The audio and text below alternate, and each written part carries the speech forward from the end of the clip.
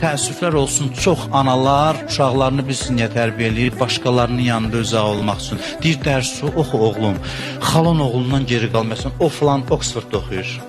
Sən bax ondan geri qalmasın. Təhsili bunun üçün verir.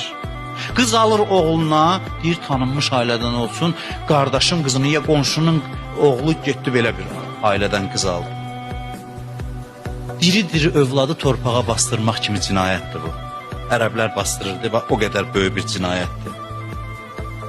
Sonra da uşaq tərbiyəsiz olur, qaçırlar ya psixoloqun üstünə, ya biz yazıqların üstünə. Gəl ki, uşağın tərbiyəsizdir, moizə elə, nəsiyyət elə, filan elə.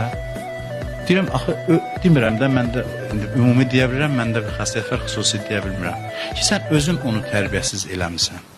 Sən bir ömür onu özün üçün böyütdün ki, mənim abrım, hörmətim, filanım. Mən uşaq oldu vasitə sən üçün Allahın da azığına gəldi. Dedin, bunun vasitəsilə abrı aparım, bax.